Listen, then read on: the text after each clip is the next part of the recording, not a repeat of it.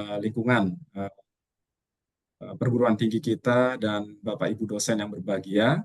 Izinkan saya Hananto Prakoso hari ini akan menyampaikan materi terkait dengan pemanfaatan big data dalam peningkatan atau perbaikan proses perencanaan transportasi atau transport planning. Sebelumnya, Bapak Ibu, bahwasanya kita ketahui saat ini kita berada di dalam era society 5.0, di mana di dalam era society 5.0 ini banyak sekali disrupsi dan akan selalu terjadi disrupsi.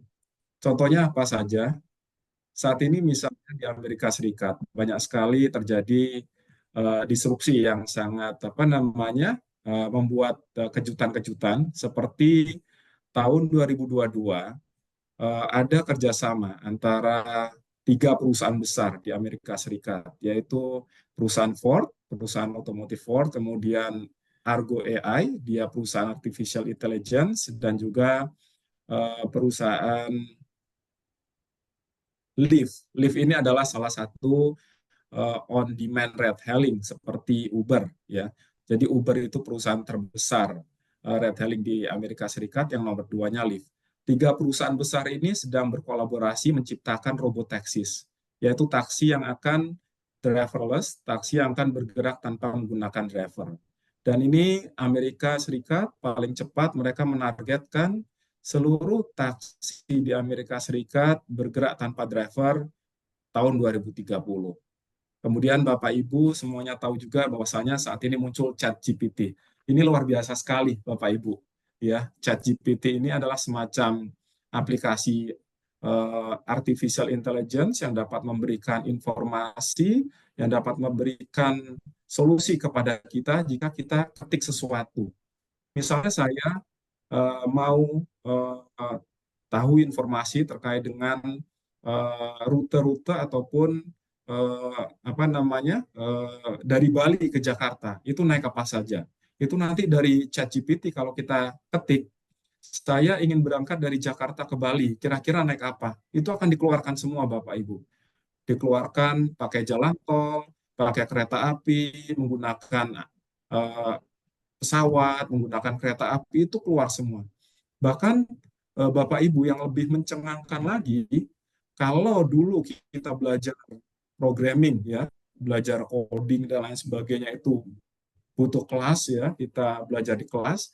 Dengan ChatGPT ini kita nggak perlu belajar Bapak Ibu, kita cuma tanya aja, kita ketik di ChatGPT, misalnya saya tolong diberikan coding untuk mencari rute tercepat menggunakan kendaraan pribadi dari Jakarta ke Bali. Aplikasinya atau programnya pakai Python gitu. Itu langsung dikeluarkan. Jadi benar-benar luar biasa.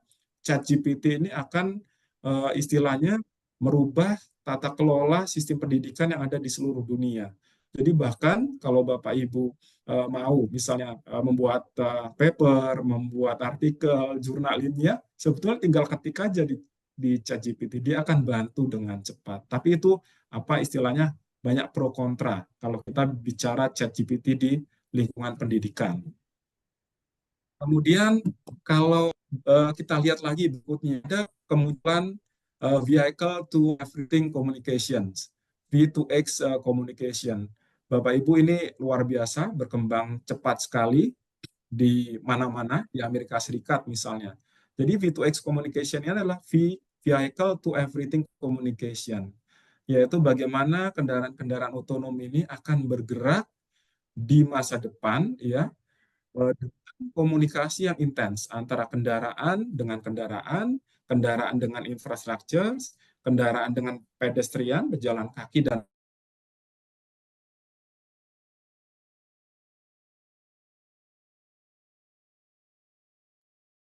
ya. Jadi V2X ini, Vehicle to Everything ini akan menjadi suatu disrupsi baru ya, tidak hanya di negara maju tapi juga di negara-negara lainnya.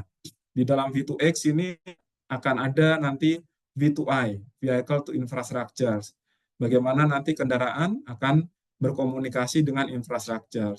Jadi kendaraan otonom itu akan menerima sensor sinyal dari traffic light. Kalau traffic light-nya warna hijau, dia akan jalan sendiri. Kalau traffic light-nya warna merah, dia akan berhenti sendiri. Begitu juga dengan V2P, Vehicle to Pedestrian. Jadi kalau ada pedestrian lewat di depannya, maka kendaraan otonom akan berhenti.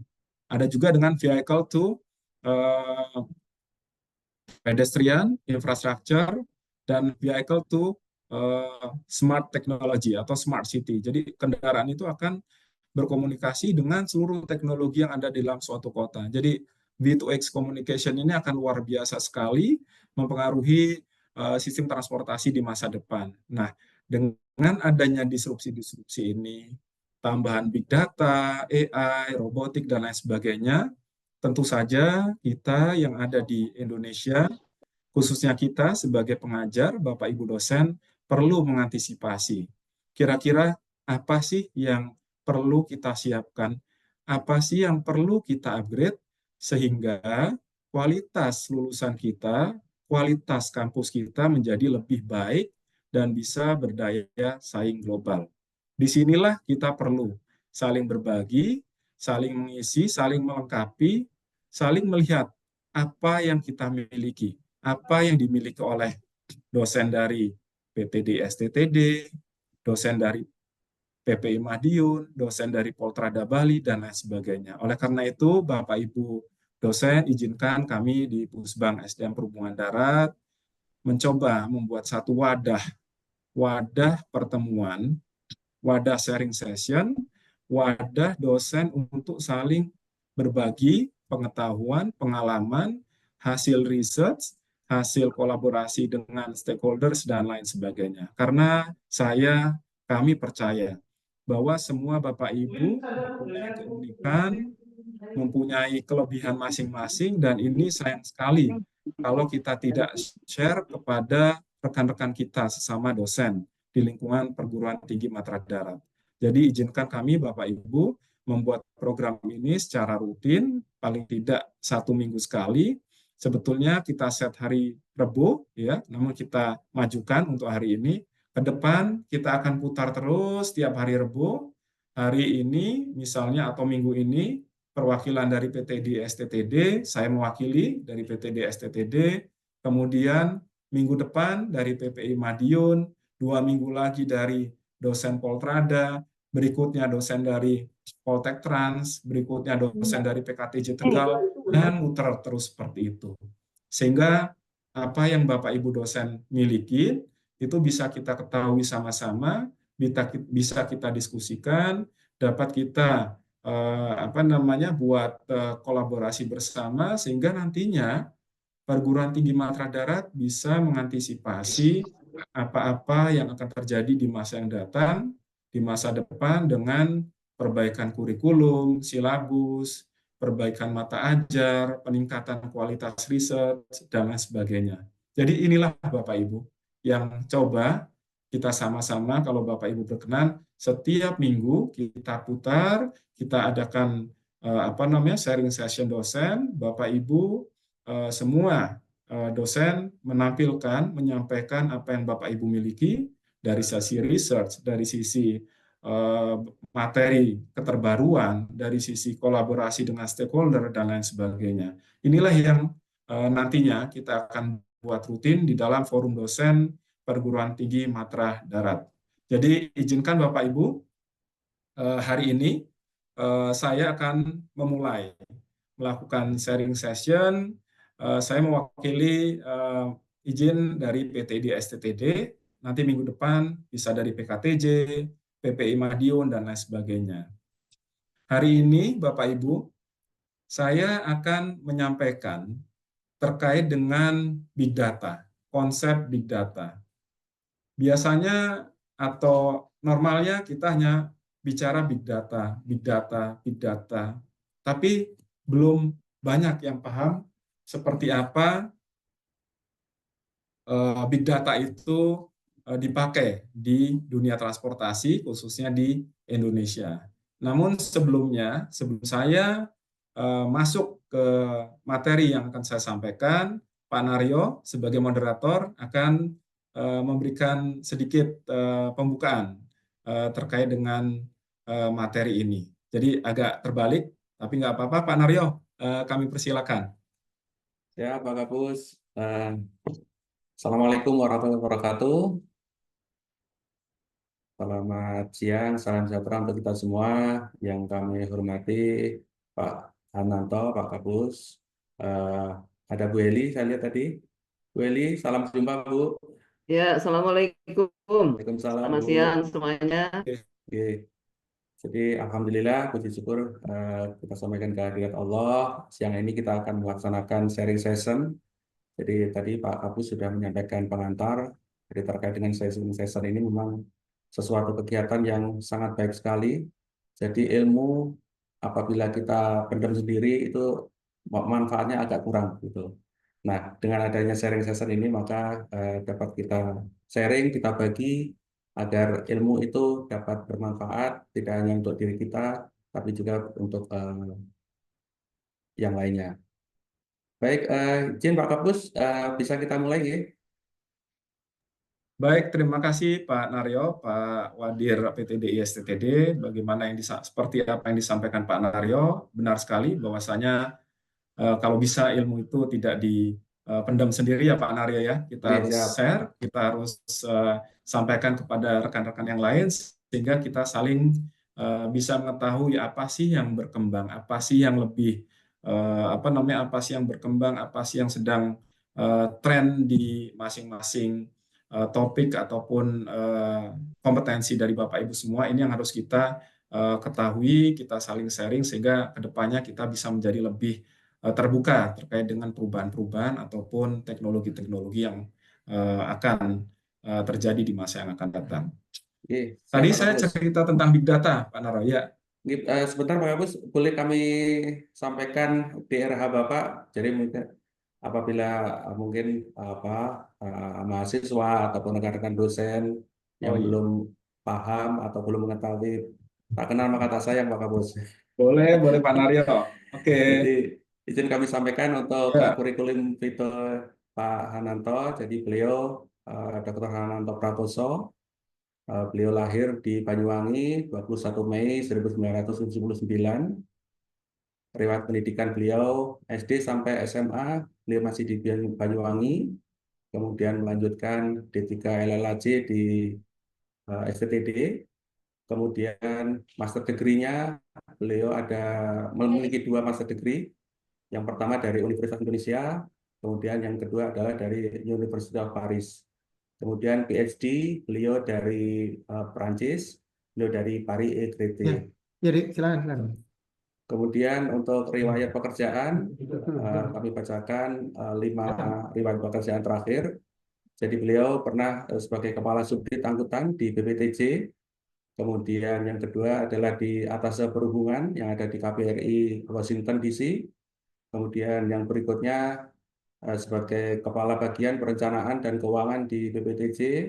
Kemudian sempat 1 bulan, kurang lebih 1 bulan sebagai Direktur STTD. Jadi dari Mei sampai Juni.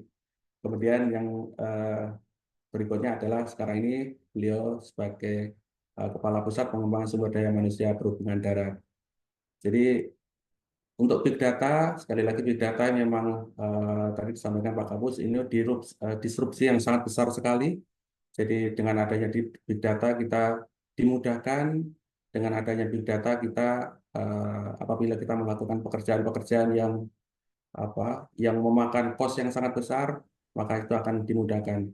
Bu Eli pernah bercerita ketika berada di BPTJ, itu menggunakan Big Data sudah sangat bagus sekali, dan mudah-mudahan untuk ke depan Big Data dapat kita manfaatkan di dunia transportasi.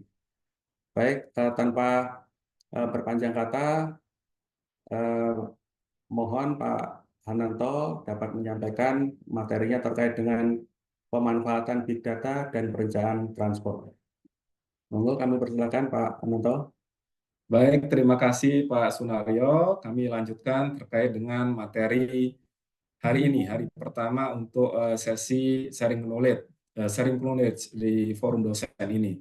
Materi yang akan saya sampaikan adalah pemanfaatan big data dalam perencanaan transportasi. Jadi big data ini benar-benar bisa merubah ataupun sudah merubah tatanan konsep perencanaan transportasi yang dulunya sudah dikembangkan seperti four step model ataupun yang lain sebagainya. Khususnya dari data collecting yang dulu kita secara manual melakukannya dengan survei home interview dan lain sebagainya, sepertinya itu sudah harus mulai dikombinasikan dengan pemanfaatan big data ini. Izin saya share screen.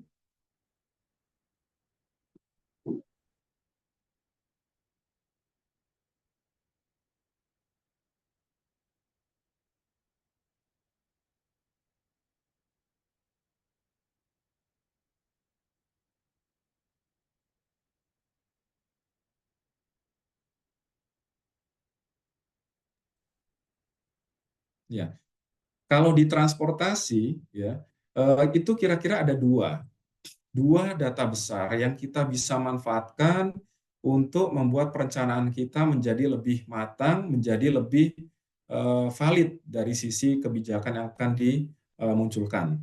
Yang pertama adalah big data yang terkait dengan transaksi. Transaksi ini bisa berasal dari tap in, tap out. Kalau Bapak Ibu naik MRT, naik LRT, naik KRL, Bapak Ibu naik di stasiun awal, tap in, kemudian tiba di stasiun tujuan, tap out. Nah, semua data-data pengguna transaksi itu nanti dikumpulkan, ya, kita evaluasi, kita olah, itu big data tersebut nanti kita bisa keluarkan ataupun bisa kita analisis menjadi sebuah kebijakan baru. Berikutnya adalah big data terkait dengan pergerakan yang berbasiskan kepada pengguna telepon seluler atau location based service.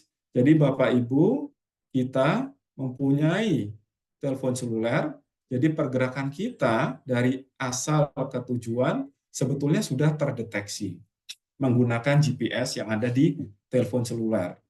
Rumah saya di Bekasi Utara, saya berangkat dari Bekasi Utara jam 7.00, kemudian bergerak dari rumah sampai ke kantor Pusbang di Salemba Tengah, sampainya jam berapa, itu langsung semuanya terkontrol. Jadi saat berangkat, koordinat rumah saya itu sudah dideteksi, sampai di tujuan, koordinat kantor Pusbang juga dideteksi. Jam berangkat awal jam berapa tercatat, jam tiba di tujuan itu juga tercatat. Jadi Bapak Ibu kita punya dua data yang sangat-sangat besar yang bisa kita manfaatkan untuk perbaikan kualitas dari pengumpulan data dan juga perencanaan transportasi, khususnya four step model. Yang pertama adalah data terkait dengan data transaksi, asal tujuan yang menggunakan tap in, tap out dari angkutan umum, dan yang data kedua adalah data yang menggunakan telepon seluler. Kedua data ini sangat bermanfaat, sangat penting bagi kita, khususnya yang ada di Direktorat Teknis yang menyiapkan perencanaan dan juga membuat kebijakan transportasi ataupun kebijakan lalu lintas. Ini adalah salah satu contoh big data dari MRT. Saya akan share screen lagi.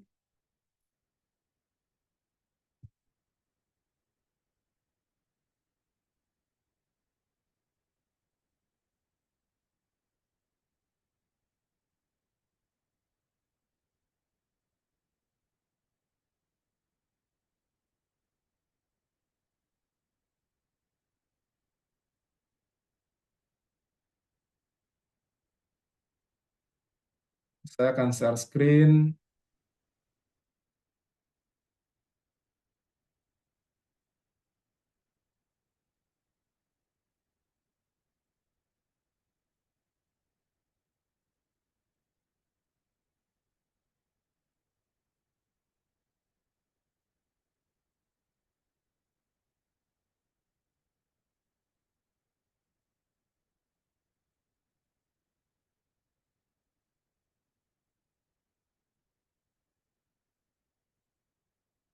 Salah satu contoh big data adalah big data dari angkutan umum. Ini berasal dari operator MRT Jakarta. Jadi kami sewaktu di BPTJ mendapatkan data-data dari operator ini secara rutin setiap bulan sekali dari KRL, dari LRT, dari Transjakarta, dari MRT menyampaikan data-data yang mereka miliki. Jadi datanya sangat luar biasa banyaknya dan semuanya ini kalau dimanfaatkan dengan baik, diolah dengan baik, akan menghasilkan sebuah kebijakan ataupun sebuah infrastruktur baru yang dibangun menjadi lebih tepat guna dan tepat sasaran. Ini adalah data MRT yang kami tarik dari operator MRT. Contohnya ini adalah pada tanggal 5 Februari 2023. Posisinya kolom sebelah kanan. Kemudian cara membacanya, ya, di sini ada nomor urut 1, 2, 3, dan lain sebagainya. Ini adalah nomor urut pengguna. Misalnya saya pengguna nomor 1, nomor 2 ini adalah Pak Naryo, nomor 3 ini Pak Oki, dan lain sebagainya. Cara membacanya adalah dari sebelah kanan, di sini ada kolom origin. Originnya, misalnya tadi pengguna 1 adalah Hananto. Hananto berangkat dari stasiun DKA. Stasiun DKA ini adalah stasiun Duku Atas, dengan Duku Atas koordinat X-nya ada di latitude, koordinat Y-nya ada di longitude, dan berangkat dari Duku Atas jam 7:12 menit. Kemudian Hananto bergerak, kita lihat ke sebelah kiri. Hananto tiba di stasiun kolom paling kiri. Kolom paling kiri adalah destination. Destination-nya adalah IST. IST itu adalah stasiun Istora. Kemudian destination latitude-nya, koordinat X-nya ada.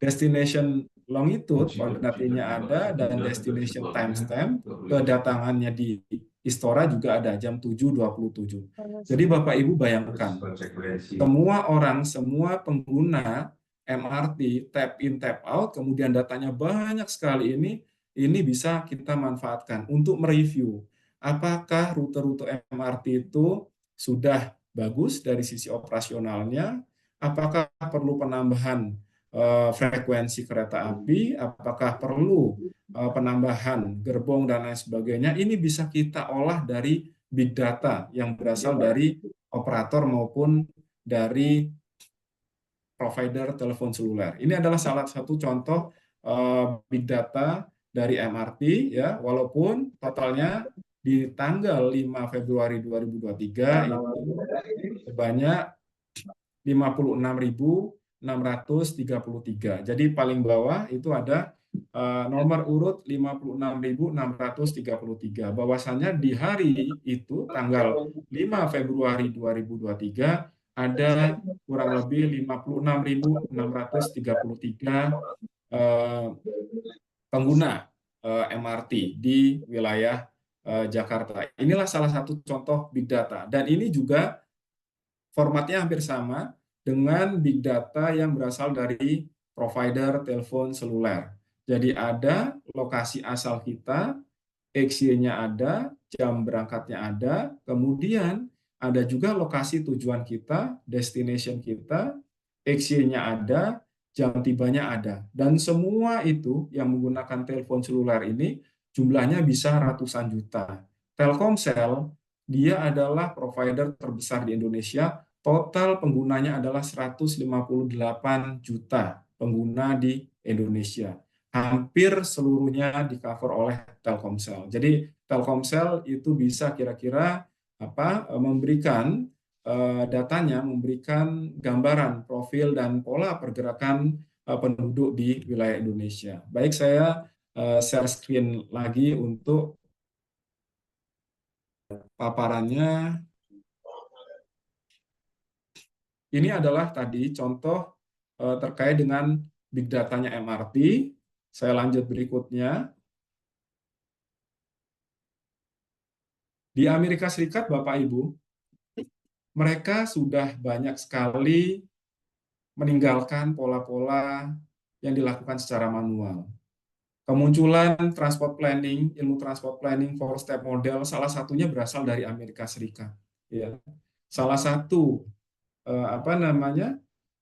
model survei yang diciptakan adalah home interview, juga berasal dari Amerika Serikat. Namun saat ini Amerika Serikat banyak sekali menggunakan aplikasi ataupun data-data yang berasal dari transaksi angkutan umum dan juga dari operator seluler dibandingkan dengan survei-survei yang dilakukan secara manual. Jadi inilah salah satu contoh apa yang sedang dikerjakan di Amerika Serikat. Jadi di bawah Department of Transportation-nya Amerika Serikat itu ada think tank, ya, badan khusus yang memang di situ orang-orangnya jagoan semua. Mereka menyiapkan kebijakan-kebijakan yang akan dikeluarkan oleh DOT, Department of Transportation, berbasiskan data yang kuat, berbasiskan analisis yang bagus, sehingga mengeluarkan pilihan-pilihan kebijakan yang nantinya tinggal dipilih oleh para pimpinannya di Department of Transportation. Jadi salah satu research ataupun konsep yang dibuat terkait dengan LBS, Location Based Services Data for Transit Planning and Operation. Jadi memanfaatkan data-data telepon seluler untuk membuat perencanaan transportasi, khususnya angkutan umum dan juga yang lainnya, untuk highway, untuk airline dan lain sebagainya. Dua orang yang paling jagoan di DOT namanya David Snyder dan Jingxi Shao. Jadi dua orang inilah yang benar-benar memanfaatkan big data pergerakan menggunakan telepon seluler dan juga transaksi angkutan umum untuk menciptakan kebijakan-kebijakan baru yang evidence-based data policy, ya. Jadi benar-benar policy itu dikeluarkan dari data-data yang valid dan bisa dipertanggungjawabkan. Kenapa ini harus terjadi? Apa yang melatar belakangi perubahan yang ada di Amerika Serikat? Atau apa sih yang semula before, apa sih yang afternya? Jadi Amerika Serikat tentu saja sebagai sebuah negara maju, mereka melakukan transformasi digital yang luar biasa. Salah satunya itu dalam model collecting data dan juga perencanaan transportasi. Jadi dulu-dulu dalam proses collecting data, survei-survei manual dilakukan, ya, misalnya melakukan dengan home interview, dengan roadside interview, Bapak Ibu personal survei datang ke rumah-rumah, menyebarkan form, menanyakan bagaimana pola perjalanan Bapak Ibu semuanya kemarin dari pagi ke sore, ya, naik apa Bapak Ibu semuanya, jam berapa berangkat, jam berapa tiba, dari mana Bapak Ibu berangkat, kemana tujuannya, kemudian menggunakan mobil apa, menggunakan kendaraan apa, tujuan pergerakannya apa, itu selalu ditanyakan dalam home interview survei dan juga roadside interview survei. Tapi kemudian Bapak Ibu dengan perubahan zaman yang begitu cepat, teknologi yang begitu luar biasa, Amerika Serikat salah satu contohnya mereka mengembangkan analisis big data. Tidak lagi ataupun tetap ada survei-survei primer, namun mayoritas sekarang adalah memanfaatkan big data, khususnya menggunakan telepon seluler dan juga big data dari pengguna angkutan umum, transaksi tap in dan tap out. Inilah yang sedang terjadi, transformasi digital yang sedang terjadi di banyak negara maju dan menjadi tren yang akan terus berkembang di masa yang akan datang. Kenapa transformasi digital ini harus terjadi? Apa motivasi yang melatar belakanginya? Tentu saja kalau dengan digitalisasi, dengan memanfaatkan big data tadi, proses pengumpulan datanya dan analisisnya akan lebih cepat, ya. Jadi Bapak Ibu tinggal ekstrak ataupun tarik data dari dari provider telepon seluler, kemudian tinggal analisis, tinggal buat codingnya, tinggal ekstrak, tinggal analisis, ya, akan keluar matrik asal tujuan. Kemudian motivasi yang kedua tentu saja efisiensi sumber daya. Kalau kita di pemerintahan, kita tidak mungkin, ya, dituntut mencari untung. Tapi bagaimana kalau di kita dari sisi pemerintah, sisi entrepreneur-nya itu muncul, yaitu dengan minimize cost. Jadi kalau kita bicara operation research, itu ada apa namanya, dua biasanya, min atau max, maximize profit, minimum cost. Nah, kalau kita di regulator ya tentu saja tidak terlalu apa namanya dituntut untuk mencari keuntungan, tapi bagaimana meminimalkan cost. Cost dalam artian apa? Yaitu mengurangi jumlah personel yang menjadi surveyor, kemudian mengurangi jumlah anggaran, kemudian memperpendek waktu analisis, sehingga totalnya adalah cost-nya menjadi lebih efisien dan juga hasil analisisnya menjadi lebih valid dan bisa dipertanggungjawabkan. Dan tentu saja kalau kita menggunakan big data, Bapak Ibu, ini tentu saja akurasi, ya, tingkat akurasi model ataupun tingkat akurasi analisis kita hampir dipastikan 100% itu bisa dipertanggungjawabkan dan valid. Karena kalau kita menggunakan raw data, narik data dari provider seluler, itu adalah data populasi sebetulnya. Jadi bukan sampling lagi. Tapi ini berbeda jauh kalau kita melakukan survei home interview. Yang biasa kita lakukan adalah sampling method. Jadi dalam satu kota yang kita ambil adalah 3%, 5%, 10%.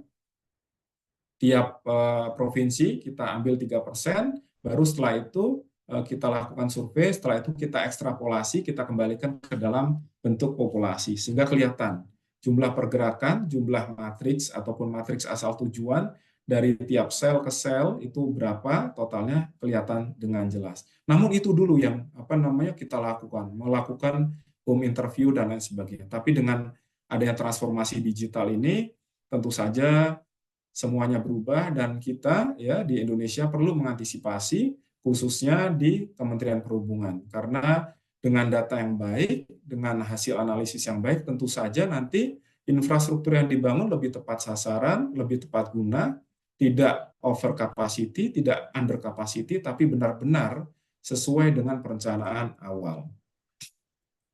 Nah, apa sebetulnya yang harus kita siapkan? Atau bagaimana kita melakukan perubahan ini untuk merubah paradigma ini? Tentu saja kita perlu menyiapkan SDM-nya. SDM yang berkompeten. Apakah ada di Kementerian Perhubungan yang benar-benar jago terkait dengan big data analitik? Ini yang harus kita siapkan. Karena untuk menyiapkan SDM ini tidak cukup 1-2 hari, 1 minggu, 2 minggu, tapi butuh proses. Nah, ini yang benar-benar kita perlu siapkan, khususnya kita yang ada di lembaga pendidikan harus lebih maju dulu dibandingkan dengan subsektor atau direktorat jenderal terkait. Bapak Ibu dosen tentu saja dengan keunikan dan kelebihan Bapak Ibu bisa nanti memunculkan keterbaruan ya teknologi baru yang Bapak Ibu pelajari sehingga nanti kita bisa sharing di acara ini. Kemudian kita perlu menyiapkan softwarenya. Softwarenya banyak sekali Bapak Ibu untuk big data ini. Ada open source R, kemudian yang saya pakai SAS 9.4 itu adalah aplikasi komersil, tapi kita bisa crack sebetulnya ya, Pak Naryo yang jago nge-crack itu, ya Pak Naryo. Jadi Bapak Ibu untuk aplikasinya, softwarenya cukup banyak. Jadi saya yang mempunyai latar belakang data science ya sebagai data scientist, saya lebih suka pakai SAS 9.4. Tapi ada lagi orang yang suka pakai R, ada lagi orang yang pakai software lain dan lain sebagainya. Tidak masalah sebetulnya. Yang penting adalah bagaimana kita merubah paradigma ini dari yang dulunya manual, kita lakukan transformasi digital, big data sebagai basis kita untuk membuat analisis. Kemudian tentu saja kita perlu melakukan perubahan paradigma itu dengan tadi narik data mentahannya. Raw datanya harus kita ambil, kita peroleh misalnya dari provider ya, dari provider telepon, dari operator angkutan umum dan lain sebagainya. Jadi kita perlu melakukan kerjasama dengan para stakeholders, ya, dengan para operator seluler, dengan operator angkutan umum, dan lain sebagainya. Nah, tujuannya apa? Atau dampak outcome ke depan? Outputnya adalah nanti paling cepat, ya, dengan waktu yang sangat singkat, dengan cost yang sangat minimal, itu kita bisa melakukan analisis matriks asal tujuan dari stasiun ke stasiun, desa ke desa, provinsi-provinsi, itu dengan hitungan waktu yang relatif pendek ya. Tidak perlu lama-lama. Kita punya raw datanya ya, datanya banyak sekali. Nanti kita buat codingnya, coding kita run, kita langsung bisa keluarkan matriks asal tujuannya. Nah, ini yang akan benar-benar merubah ataupun merubah tatanan materi yang dulu kita pelajari, dulu yang kita ajarkan, sekarang benar-benar harus kita rombak karena banyak sekali perubahan-perubahan yang terjadi. Kemudian kalau kita mendapatkan matriks asal tujuan secara cepat, tentu saja kita bisa nanti turunannya mengevaluasi ataupun menciptakan, menyediakan layanan infrastruktur transportasi yang lebih tepat sasaran, lebih tepat guna. Tidak over capacity, tidak under capacity, tapi benar-benar pas. Ini loh kebutuhannya, demand-nya sekian, maka yang harus dibangun adalah sekian kapasitasnya. Kenapa demand-nya segitu? Karena kita dapatkan datanya secara valid dari penarikan big data. Big data yang berasal dari operator angkutan umum dan juga berasal dari pengguna telepon seluler. Kemudian kebijakan-kebijakan lalu lintas, kebijakan transportasi yang berbasis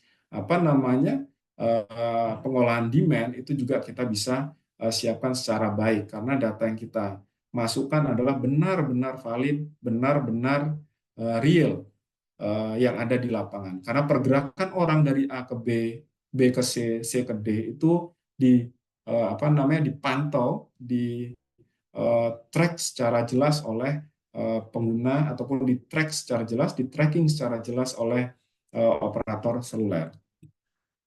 Ini misalnya contoh sederhana. Ini untuk bahan informasi saja kepada Bapak Ibu. Misalnya nanti bahwasanya kalau di semua direktorat jenderal baik itu darat, laut, udara, BPTJ, kereta api dan lain sebagainya punya tim yang ahli big data ya. Jadi nanti bisa membantu juga operator-operator angkutan umum misalnya yang ingin mengajukan trayek. Ini kita lihat before dan after-nya. Misalnya Damri ingin mengajukan trayek ke BPTJ, dulu BPTJ hanya mengevaluasi dari sisi dokumen administrasi, kalau yes langsung rute itu beroperasi. Tapi ke depan regulator harus agile, harus lincah, harus bisa memberikan gambaran rekomendasi kepada para operator juga. Jadi nanti kalau ada Damri mengajukan izin trayek ke BPTJ atau ke Ditjen Darat, maka tidak hanya dokumen administrasinya saja yang dicek, tapi juga demand-nya yang harus dicek. Benar nggak demand-nya ini masuk atau tidak? Jangan sampai rutenya dikasih izin, tapi ternyata kosong. Nah, bagaimana menentukan demand? Jadi nanti di BPTJ, di Ditjen Darat, itu perlu ada tim data scientist yang benar-benar bisa mengolah data-data besar ini menjadi sebuah data, sebuah informasi yang bermanfaat untuk mengambil keputusan yang nantinya harus diputuskan oleh pimpinan tertinggi di organisasi tersebut. Ini misalnya timeline ya Bapak Ibu sebagai gambaran. Jadi kalau kita ingin menyiapkan data scientist ya atau menyiapkan jago-jago analisis data, paling nggak kita harus siapkan aplikasinya atau software big datanya seperti yang saya sampaikan di awal. Saya yang mempunyai data latar belakang data science, saya lebih suka memakai SAS 9.4. Tapi ada lagi orang yang suka pakai R. Kemudian kita siapkan data scientist-nya, ya. Artinya nanti kita perlu sama-sama materi ajar yang ada di perguruan tinggi kita yang terkait dengan transport planning, data collecting, itu kita bongkar, kita rapikan sama-sama sehingga benar-benar ini sesuai dengan kebutuhan ataupun perkembangan zaman. Kemudian kita perlu narik data dari operator, kemudian baru melakukan analisisnya, kemudian kita sampaikan hasil analisisnya ke Direktorat Angkutan, misalnya di BPTJ atau di Ditjen Darat. Kemudian setelah itu kita lakukan analisis big data sampai nanti keluar rute-rute yang diizinkan itu benar-benar layak untuk dioperasikan atau tidak. Jadi tidak hanya serta-merta Direktorat teknis hanya mengevaluasi dari sisi administrasi, tapi dari sisi demand itu dilepas kepada para operator. Jadi ke depan regulator harus lebih agile supaya apa yang dikeluarkan, apa yang diputuskan benar-benar layak dan juga dirasakan manfaatnya oleh masyarakat. Jadi Bapak Ibu, tadi sekilas terkait dengan background big data seperti apa di transportasi. Saya latar belakang data science, saya lebih suka menggunakan SAS 9.4. Jadi setelah ini saya akan menyampaikan gambaran ataupun apa sih sebetulnya SAS 9.4 dan apa sih yang perlu dilakukan untuk mengolah data tersebut. Jadi saya izin share screen yang lain, saya stop share.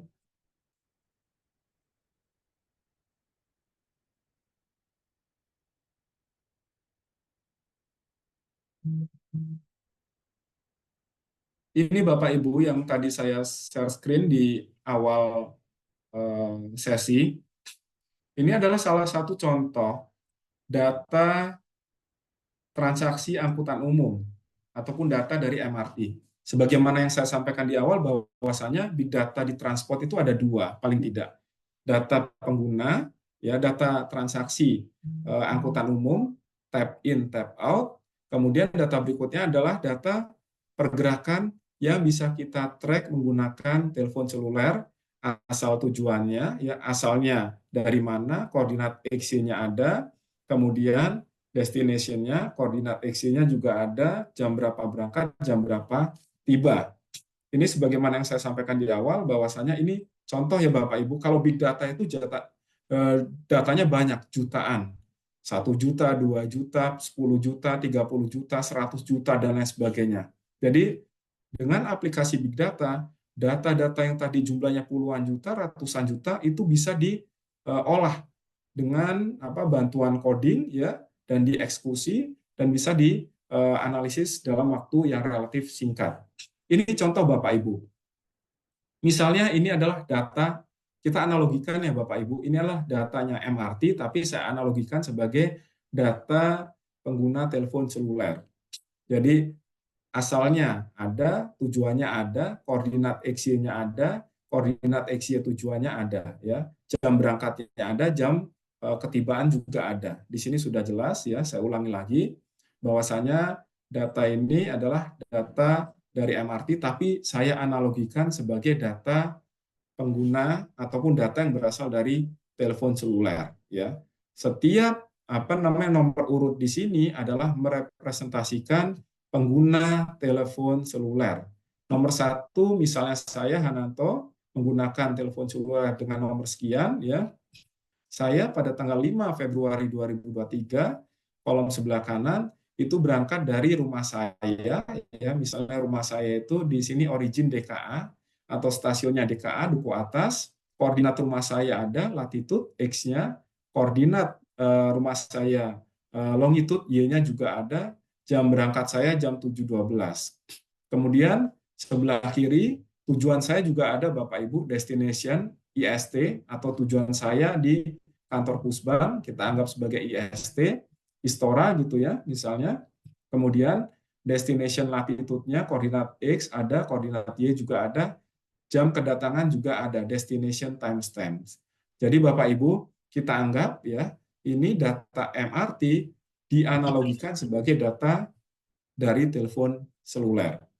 Nah, sekarang pertanyaan adalah, kalau data telepon seluler itu sangat banyak ya, sampai puluhan juta, yang kita buat dalam proses perencanaan transportasi, khususnya di awal adalah bagaimana data ini kita bentuk menjadi sebuah matriks origin destination. Jadi kalau ini adalah tidak sampling lagi, tidak sampel lagi, tapi ini adalah sudah dalam bentuk populasi. Dan nanti dengan matriks OD yang dibentuk ya, di-create dalam waktu yang sangat singkat, kita langsung bisa menentukan, oh ternyata OD paling tinggi itu ada di sini, OD paling rendah ada di sini, dan dengan data-data OD tadi kita bisa melakukan turunan banyak sekali kebijakan untuk membuat infrastruktur dengan kapasitas ataupun dari OD-nya sekian, maka infrastruktur yang cocok dibangun apa? Oh, dengan demand sekian, maka kebijakan lalu lintasnya yang harus disiapkan apa? Apakah ganjil genap, apakah parking policy, dan lain sebagainya. Jadi Bapak Ibu, transformasi digital yang seperti saya sampaikan di awal di sini adalah bagaimana melakukan perubahan secara secara luar biasa, secara besar dari yang dulunya manual ya melakukan survei primer, kita lakukan dengan digitalisasi. Kita lakukan dengan memanfaatkan menarik data mentah dari telepon seluler, langsung kita olah, keluarlah matrik OD. Jadi Bapak Ibu tidak perlu lagi nanti itu tadi kalau dari survei yang dulu kita lakukan manual home interview dari sampling ya 3%, 5% dari populasi, kemudian kita balik menjadi populasi, kemudian kita buat proses distribusinya dengan gravity model dan lain sebagainya. Ini kita sudah tidak pakai lagi karena dengan big data analitik ini surveinya kita bisa gantikan dengan analisis matrik OD menggunakan big data ini, data besar yang berasal dari angkutan umum maupun dari telepon seluler. Jadi bagaimana kiranya untuk membentuk data yang banyak ini ke dalam matriks? Bapak Ibu tinggal membuat codingnya. Jadi codingnya sebetulnya ini coding yang sangat simpel, ini juga sudah saya siapkan ya. Codingnya sangat pendek. Kira-kira terlihat jelas ya Bapak Ibu di sana. Codingnya seperti ini, hanya beberapa baris, tapi dengan beberapa baris itu tadi jumlah data yang cukup banyak yang dari MRT itu akan saya balikkan langsung menjadi sebuah matriks OD origin destination. Jadi akan saya run Bapak Ibu. Ini saya blok codingnya, simpel sekali. Ini akan saya run. Ini ada tombol orang berlari. Saya akan submit. Dia akan proses. Kita tunggu Bapak Ibu sebentar.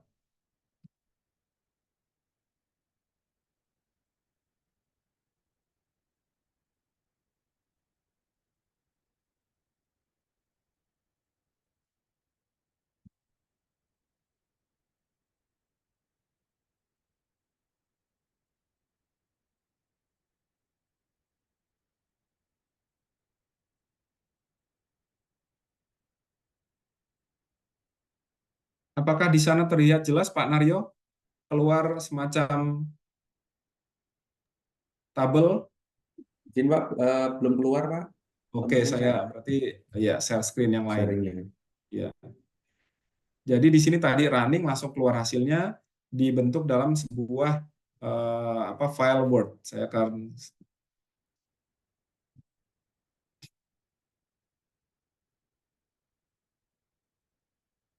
Bapak Ibu ini langsung keluar. Jadi tadi hanya hitungan detik ya, di bawah 1 menit Pak Naryo.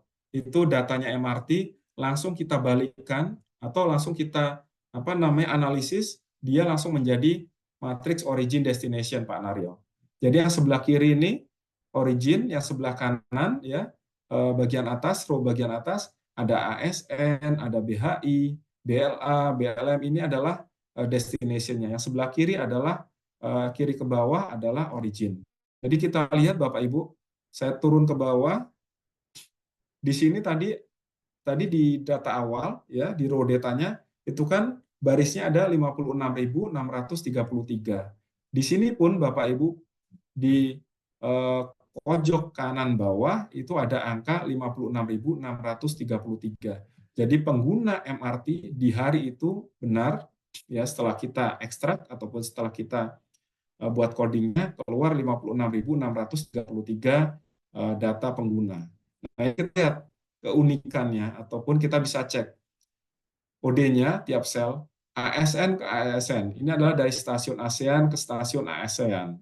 Ada satu Pak Naryo. Satu ini ternyata adalah orang yang naik terus keluar lagi Pak Naryo. Ada orang iseng nih. Ini bisa kita tracking di sini. Kemudian ada dari ASEAN, ASN ke BHI. BHI ini adalah bundaran HI. Jadi dari ASEAN yang naik turunnya di BHI, bundaran HI adalah 486. Kalau ASEAN ini kita tarik ke kanan terus ya, itu ada total bangkitannya ada 1959. Dari stasiun ASEAN yang naik adalah 1959 orang. Begitu juga BHI. Bundaran HI ke ASEAN, BHI ke ASEAN itu ada angka 351 adalah 351 pengguna. Total yang berangkat dari bundaran HI ataupun trip generation-nya adalah 10.469. Kemudian angka-angka di bawahnya ini ya, baris 2, 3, 4, itu adalah kita lihat di sebelah kiri. Itu ada tulisan frekuensi, persen, row percentage, ada kolom percentage. Jadi misalnya kalau di sini ASEAN ke ASEAN itu kan frekuensinya hanya 1, kemudian persennya adalah 0,00 sekian dari itu tadi, 1 dibagi 56.633. Kemudian row percentage-nya di sini dari ASEAN ke ASEAN, dari ASN ke ASN adalah 0,05. Ini adalah dari mana? Dari frekuensi 1 dibagi total yang sebelah kanan 1959. Begitu juga di baris nomor 4, dari ASEAN ke ASEAN, dari ASN ke ASN itu adalah 0,06. Ya. 0,06 ini dapatnya dari mana? Kita lihat ini adalah kolom percentage. Artinya frekuensi 1 dibagi total tarikan perjalanan yang di bawah 1739. Angka berikutnya ya, misalnya di sini paling kanan ya, dari ASEAN, ASN paling kanan ada angka tadi 1959, ini adalah bangkitannya. Di bawahnya adalah 3,46.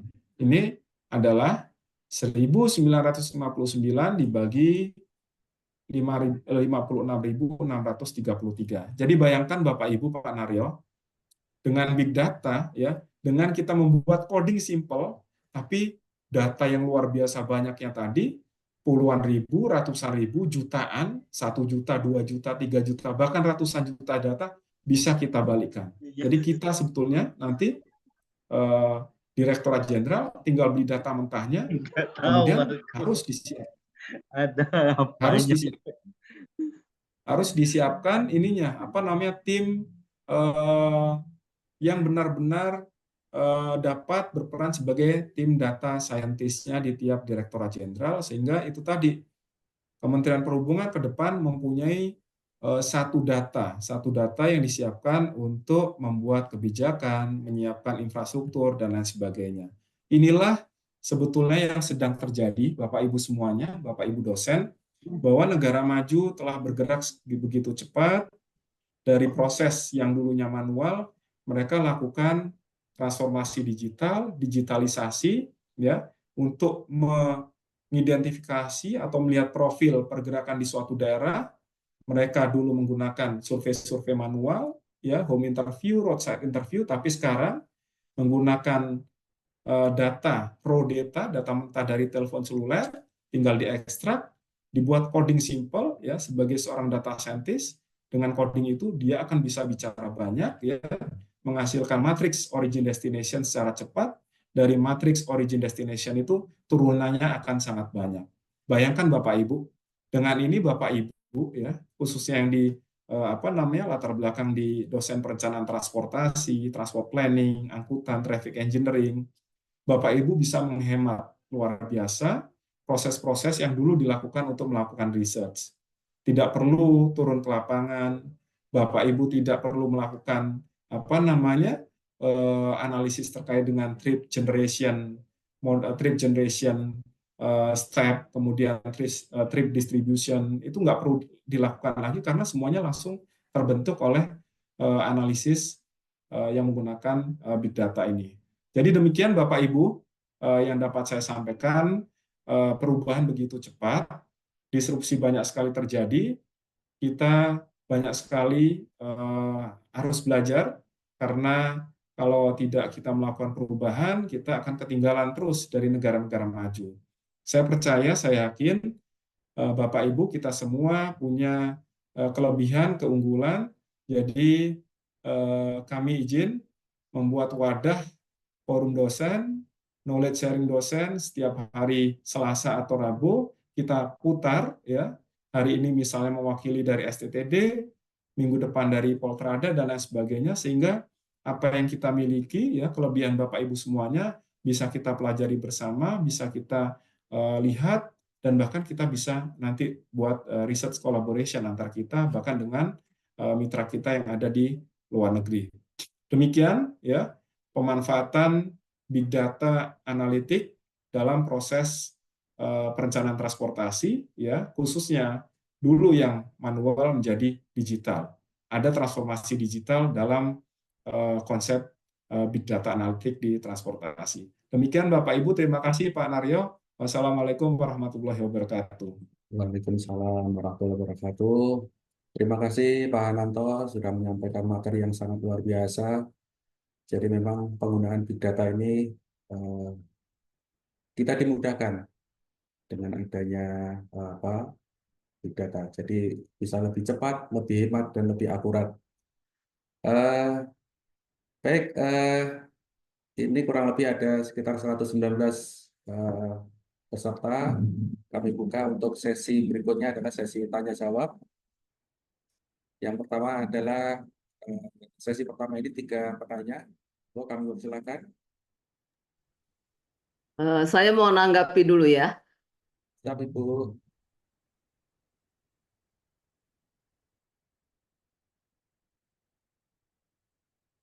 Oke, bisa. Siap Ibu, silakan Ibu. Ya, terima kasih. Bismillahirrahmanirrahim. Assalamualaikum warahmatullahi wabarakatuh. Selamat siang semuanya.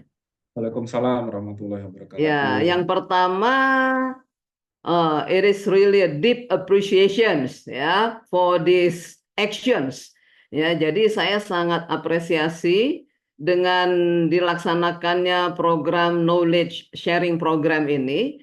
Ya, jadi ini betul-betul real program ya untuk show off ya, orang pendidikan itu harus menunjukkan apa yang mereka punya ya. Jadi dengan adanya seperti ini teman-teman itu nanti kan bisa menilai ya yang mana yang bisa kita expose keluar ya, karena sekarang ini ya kita tahu apalagi di Indonesia kita sudah tidak punya lagi lembaga research ya, litbang kita nggak punya ya. Nah, saya sudah berulang kali di mana-mana saya sebutkan ya, teman-teman semua di Ditjen dan sebagainya ya, termasuk misalnya BKT pun, Badan Kebijakan Transportasi pun tidak melakukan penelitian. Jadi tidak bisa ujuk-ujuk ada kebijakan ya tanpa penelitian ya. Nah, misalnya yang minggu lalu ya, saya diundang oleh BKT untuk membuat semacam transport policy, national transport policy. Ya, nah begitu juga misalnya BPTJ ya, tempat Pak Ananto ini sebelumnya. Ya, sekarang mau berubah organisasinya menjadi itulah sesuatu yang lain. Ya, tapi begitu saya minta apa sebabnya kita rubah. Ya, begitu juga BKT, kenapa ini harus kita lakukan? Ya, kita butuh data. Ya, kita butuh bagaimana existing performance, ya, dan sebagainya. Nah, ini kita itu nggak punya. Ya, jadi jangankan ya untuk mau membuat sesuatu ya, jadi tiba-tiba ujuk-ujuk melakukan sesuatu tanpa data ya. Nah, jadi salah satunya memang data ini sangat kita perlukan ya. Jadi satu, saya pikir knowledge sharing program ini sangat saya support untuk kita terus growing ya. Kita harus growth ya di pendidikan untuk mendampingi teman-teman kita terutama ya, seperti di Ditjen, di badan-badan yang tidak lagi mempunyai badan litbang ya. Nah, kemudian walaupun sebenarnya kita udah lama tidur ya, saya sebetulnya saya ngomong aja terus sama instansi lain, kalian pakai tuh sekolah-sekolah untuk menjadi tempat litbang kalian. Kalian pakai untuk menjadi konsultannya kalian. Ya, in-house konsultannya itu harusnya di pendidikan. Ya, saya misalnya profesor di UiTM, ya, University Technology di Malaysia sana. Ya, UiTM itu mereka yang selalu menjadi mitranya untuk mengevaluasi misalnya angkutan umum ya dan sebagainya. Karena pelaksananya seperti Ditjen, mereka tidak melakukan itu. Ya, bagaimana kebijakan kita bisa benar kalau kita cuma simsalabim. Ya, jadi saya betul-betul sangat menginginkan, ya, jadi Pak Ananto apalagi sekarang leader di Pusbang Darat, ya, ini harus tunjukkan bahwa kami siap, ya, we are ready to be your partner, ya, untuk melakukan tadi menelurkan kebijakan-kebijakan transport itu.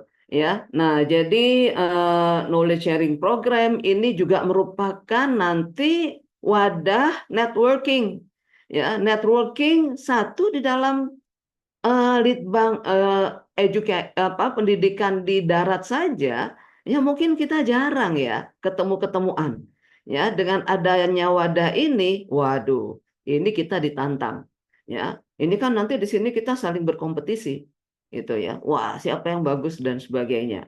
Itu ya. Dan ditambah lagi nanti Pak Ananto ya. Saya mungkin ada yang udah ngikutin saya Bu Novi misalnya. Ya, saya itu sampai sekarang ingin menciptakan SDM di ITS. Ya, yang tidak juga saya belum juga ya berhasilnya baru dikit-dikit banget lah. Ya, saya kawinkan misalnya ITB ya, Sekolah Teknologi ITB di sana elektro dengan teman-teman di perguruan tinggi kita yang di transportasi ya untuk membuat sesuatu. Ya, walaupun sekarang alhamdulillah ada kerjasama yang sudah dilakukan antara tadi itu ya si ITB ini dengan teman-teman ITA Trisakti, tadinya saya juga banyak masuk yang lain-lain. Kita sekarang sedang membuat semacam so-called namanya SMPOB-nya Transjakarta. Ya, coba Pak Sunario, Transjakarta aja. Jadi kalau Pak Hananto tadi mau ngambil big data, wadah big datanya itu belum oke Pak Hananto. Ya, mungkin ada tap in, tap out, ya oke. Tapi ditaruh di mana sama mereka? Ya, nah ini juga kita harus dampingi mereka. Sekarang ini kita sedang mendesainkan ya sistem yang harus mereka bangun. Ya, jadi banyak banget saat ini diperlukan. Nah, tapi we have to run. Ya, karena kita sudah terlalu terlambat. Ya, saya orang yang aktif di ITS dunia. Ya, jadi mau ngomong apa gitu ya kita di Indonesia ini. Saya dengan Pak Bambang Santono selalu ketemuan, ya, terus kita ngobrol-ngobrol, Bu. ITS Indonesia itu baru sampai di persimpangan doang, ya, bikinnya ATCS melulu begitu. Makanya saya bilang Pak Bambang gaya-gayaan bikin driverless untuk flying taxi sebagainya. Ya, siapa yang mau kita suruh? Itu ya. Nah, jadi ini memang sangat dibutuhkan. Nah, tadi Pak Hananto sudah menyampaikan mengenai big data. Ya, 10 tahun yang lalu mungkin ada di antara kita di sini yang pernah ngikuti saya di Badan Litbang. Ya, waktu di Badan Litbang tahun 2014 saya sudah menggunakan datanya Telkomsel ya. Pak Hananto ada di situ apa enggak? Ada di mana nih barangkali itu. Ya, data Telkomsel ya untuk karena Litbang pada waktu itu punya tugas buat OD nasional. Ya, saya nggak mau nih OD nasional udah zaman sekarang ini kok masih tadi ya, apalagi kalau roadside interview, home interview, untuk misalnya klasifikasi dan sebagainya ya lebih detail itu bolehlah sampling kecil-kecil. Ya, tapi kita punya big data. Ya, big data itu kan kita tahu jumlah datanya very big ya, huge data. Kecepatan datangnya cepat sekali. Variasinya banyak banget. Ya, jadi pada waktu itu bahkan saya bawa teman-teman dari Jepang, dari Belanda, ya, untuk bantu kita. Saya suruh dia bikin ceramah di Gedung Mataram sana. Ya, saya sama Pak Bambang itu coba nih biar teman-teman aware. Ya, akhirnya kita di Litbang udah coba bikin tuh, ya, dengan menggunakan data dari Telkom tahun 2014. Ya, yang tadi Pak Ananto udah tunjukkan, very simple. Ya, itu kita kerjasama juga dengan ITB. Itu. Nah, jadi data ini memang sangat-sangat diperlukan. Ya, jadi orang kayak Pak Hananto, data scientist ini, ya, itu sebetulnya orang yang sangat mahal harganya. Ya, karena saya juga punya anak satu-satunya nih, ya, si Irfan Arif itu, ya, anak saya suruh di Indonesia, nggak mau dia di Indonesia. Sekarang dia ada di Singapura, dia itu data science, ya, data analis. ya. Jadi cepat sekali ngolah segala macam, tapi sayangnya buat orang luar. Ya, nanti kapan-kapan kita paksa dia ya, Pak Ananto, untuk suruh ngomong di sini. Nah, jadi satu tadi juga untuk networking. Ya, saya juga nanti insya Allah bisa bantu untuk narasumber-narasumber kita dari dalam maupun dari luar negeri. Ya, tadi ada V2V, ada V2I, V2X. Ya, contohnya misalnya V2I, ya, yang sudah bukan kita lakukan. Saya minta teman-teman Taiwan itu negara yang saingan sama kita sepeda motornya. Ya, jumlah sepeda motornya banyak. Ya, saya kepingin karena saya dari IRSP, Indonesia Road Safety Partnership. Ya, what to do dengan sepeda motor? Yang penting gimana nih safety-nya? Ya, mereka sudah bikin semacam alat ya untuk mencegah near miss kecelakaan itu. Jadi kalau udah deket dia ada early warning sistemnya. Dia pasang di motor, dia pasang di infrastruktur gitu ya. Kemudian ini sudah berhasil menurunkan tingkat kecelakaannya begitu tinggi. Ya, ini the real action, ya, real program itu yang sudah mereka lakukan. Ya, nah itu dari National University of Taiwan. Ya, ada profesor salah satu di sana itu kebetulan kawan dekat saya. Ya, nanti dari mana-mana lah. Ya, kita bisa berkolaborasi. Ya, bahkan kebetulan tadi malam itu dari Telyu. Wah, mereka ngomongnya keren ya, Telyu. Ya, Telkom University. Ya, secara tiba-tiba saya nggak tahu juga. Katanya saya sering ngikutin ibu, tapi saya nggak kenal dia namanya si Surya. Ada yang kenal nggak? Pak Naryo kenal? Ya, Surya dia kaprodi di Telyu itu, dia menekuni ITS, bukan IT saja. Ya, tapi Intelligent Transport System. Ya, dia bilang, "Bu, ini gimana-gimana?" Saya bilang, "Wah, Surya, kamu kebetulan saya tangkep nih. Ya, nanti kamu harus join, ya, gabung-gabung sama kita di sini nanti Pak Ananto. Ya, gabung-gabung sehingga kita kalau semua kita berkolaborasi, kita jadi kuat, kita bisa jadi negara yang kuat. Ya, kalau sekarang kita ditipu melulu nih, ya, bikin MLFF sampai sekarang Rotex belum jadi-jadi. Ya, saya sampai nanya sama Pak Basuki rada sinis tuh sama saya. Ya, nah itu karena kita nggak punya taksi online sebagainya, kita nggak ngerti apa-apa.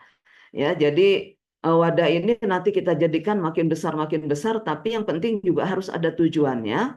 Ya, ditambah tujuannya Pak Ananto. Jadi bukan cuma knowledge sharing, ya nggak bisa kalau kayak begitu. Ya, kita harus jadi kuat, kita harus menjadi pendamping negara kita sendiri, ya, organisasi kita. Saya akan ikut dan saya akan minta. Ya, kalian lihat di banyak negara akademisi ya itu menentukan juga. Misalnya yang dapat subsidi BTS, ya itu bukan cuma Ditjen Daratnya doang, bahkan direktorat kecil itu uang negara loh.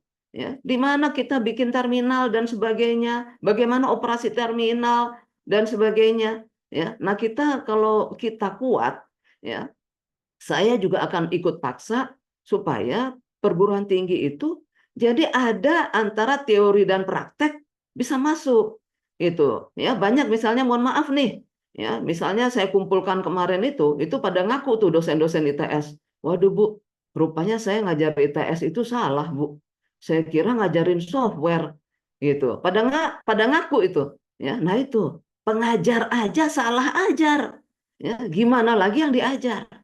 Ya, itu pengakuan para dosen. Ya, Bu Novi ada tuh di situ. Kalau pengen tahu. Ya, tapi saya takut mengambil waktu terlalu banyak ini ya. Banyak banget sebenarnya ya yang saya mau sampaikan. Ya, tapi nantilah ya karena waktu kita juga mungkin terbatas. Tapi alhamdulillah eh, kita adakan ini mungkin pada capek seminggu sekali. Tapi kayaknya memang mesti gencar dan agak sedikit dipaksa ya supaya berhasil. Nah, jadi waktu saya di Litbang itu Pak Ananto, ya berapa miliar ya kita bikin OD nasional yang biasanya juga pakai sampel-sampel, itu semua ya kita potong ya. Jadi kan sebetulnya bisa menjadi sangat murah. Walaupun sekarang karena udah aware, kalau dulu gratis kita dapatnya. Ya, kalau sekarang pada aware ya operator-operator pasang harga juga ya. Nah, tapi kita sebagai salah satunya lagi ya, satu tadi partner dari pemerintah. Kedua, saya minta juga badan kita ini ya Pusbang tahap apalah ya itu menjadi sumber dari database, ya. Kita menjadi pusat data, ya. Kalau saya bilang data, siapa yang punya? Ya, kalau saya tanya berapa modal share di BPT di Jabodetabek, ngarang aja tuh. Saya bikin kadang-kadang 10%, semua oke. Saya bikin 25%, semua oke. Ya, nggak ada yang tahu siapa gitu yang tahu. Ya, nah jadi buat menjadi pusat data. Ya, nah ini juga salah satu cita-cita. Data itu menentukan. Karena dari data kita tahu bagaimana data sekarang dengan kebijakan apa kita lakukan, bagaimana data sesudahnya. Ya, jadi sebagai alat nanti untuk mengevaluasi kebijakan. Itulah fungsi perguruan tinggi, ya mengevaluasi. Nanti saya cerita lagi banyak kawan-kawan di perguruan tinggi di luar negeri, saya mendampingi mereka gimana perguruan tinggi itu betul-betul memimpin ya operator ya. Oh nanti tanya Sinovan itu ya. Saya pernah di Belanda itu ya apa nama pelabuhan kita yang besar di sana tuh Pak Ananto di Rotterdam, Belanda. Port of Rotterdam. Rotterdam, ya. Rotterdam itu yang mengendalikan itu Delft, ya. Kebetulan saya kawan dekatnya dari Profesor Lori namanya, ya. Dia pernah ngajak saya tuh untuk ngajarin setiap sebulan sekali gitu ya. Itu mereka melakukan evaluasi, semua direktur harus hadir, ya. Mereka dengan tekunnya, oh harus begini, harus begitu. Itu orang perguruan tinggi, ya. Nah, jadi mahal ilmunya itu ada di perguruan tinggi. Ya, jadi saya harap itu harus ada targetnya. Kapan? Ya, jangan terlalu lama. Ya, saya kira sementara aja begitu. Mungkin banyak yang mau nanya. Ya, masih banyak saya ya. Saya senang sekali. I'm very happy. Ya, betul-betul saya sangat senang. Ya, ada wadah ini. Tapi sekali lagi jangan cuma menjadi wadah-wadah yang akhirnya pada bosen. Tujuannya harus ada. Ya, buatkan action plan-nya. Ya, selamat. Saya ikut mendoakan. Saya ikut mensupport. Ya, terima kasih. Assalamualaikum warahmatullahi wabarakatuh. Waalaikumsalam Waalaikumsalam warahmatullahi warahmatullahi wabarakatuh. wabarakatuh. Terima kasih Bu Eli. Baik, kita menginjak untuk sesi tanya jawab. Kami buka sesi yang pertama, 3 pertanyaan.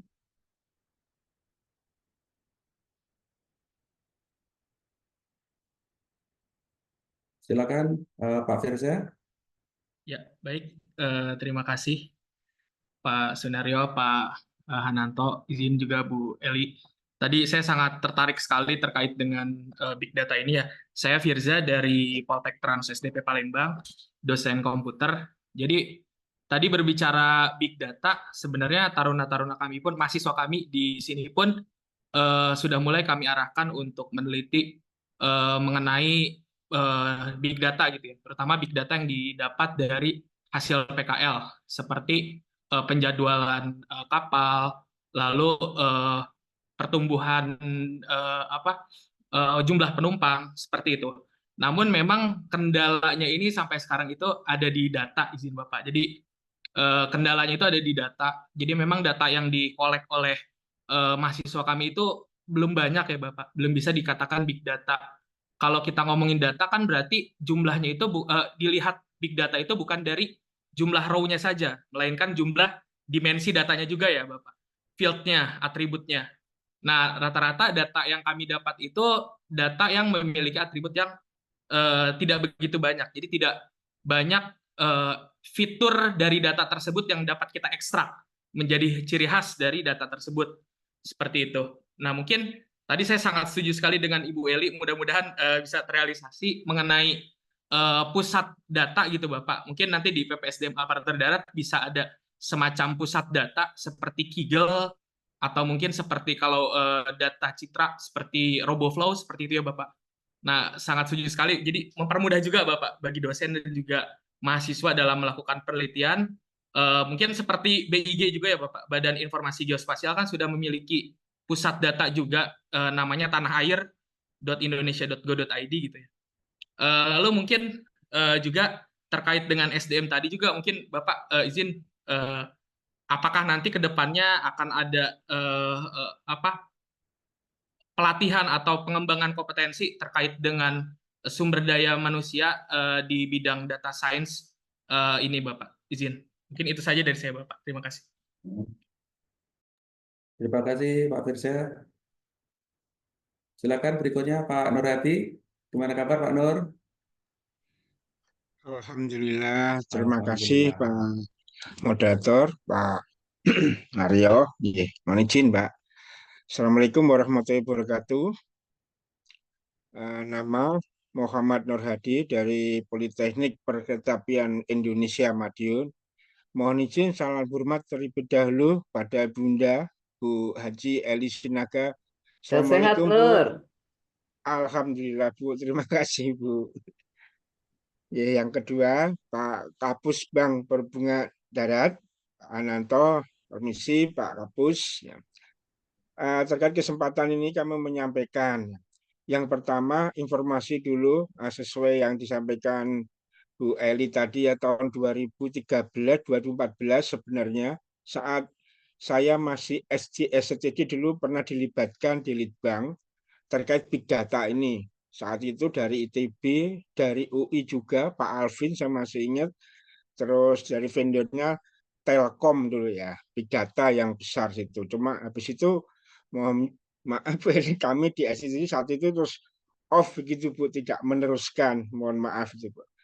Terus yang kedua tentang big data untuk kami di PPI Madiun untuk di semester 3 kami sudah memperkenalkan. Jadi memang tidak ada case tadinya bahwa big data secara sistem dasar pemahamannya kita sudah tanamkan ke anak-anak kita di PPI Madiun. Terutama memang yang paling melekat adalah bagaimana mengetahui demand atau bagaimana pola perjalanan. Karena kita nggak bisa merencanakan suatu trase kalau kita tidak tahu bagaimana pola perjalanan dan berapa besar demandnya.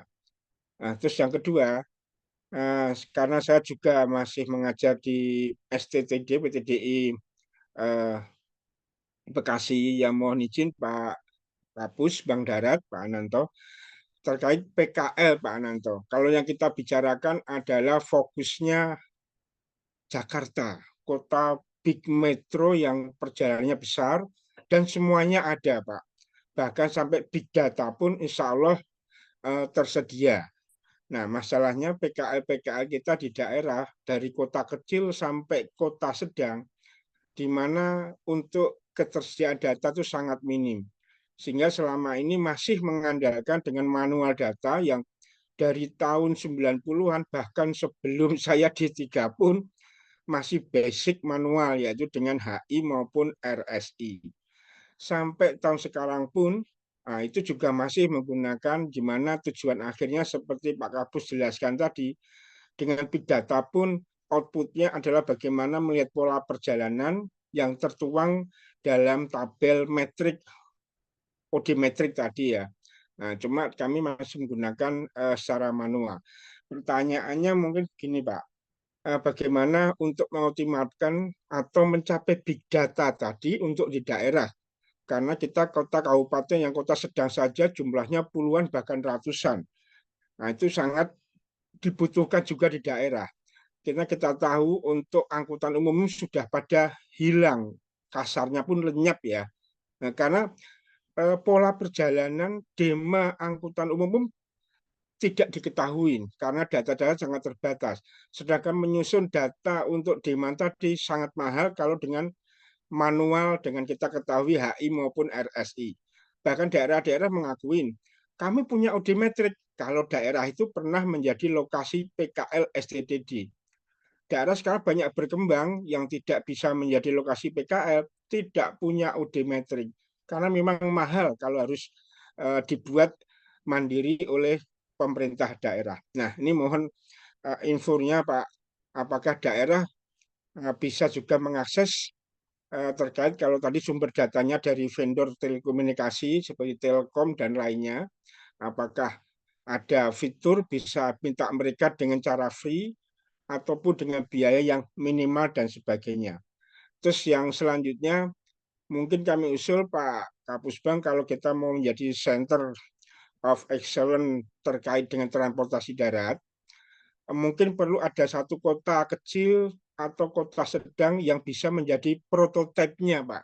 Nah, itu bisa nanti menjadi kasarnya menjadi mirror untuk daerah lain yang sudah ada contoh satunya yang bisa jadikan mirror atau untuk menjiplaknya terkait dengan penyusunan dan pengolahan data pola perjalanan tadi. Demikian Pak Kapus, mohon izin saya kembalikan ke Pak Moderator. Terima kasih Pak Sunaryo. Wassalamualaikum warahmatullahi wabarakatuh. Terima kasih Pak Nur. Silakan Ibu apa rekan-rekan. Masih ada satu slot pertanyaan untuk sesi pertama.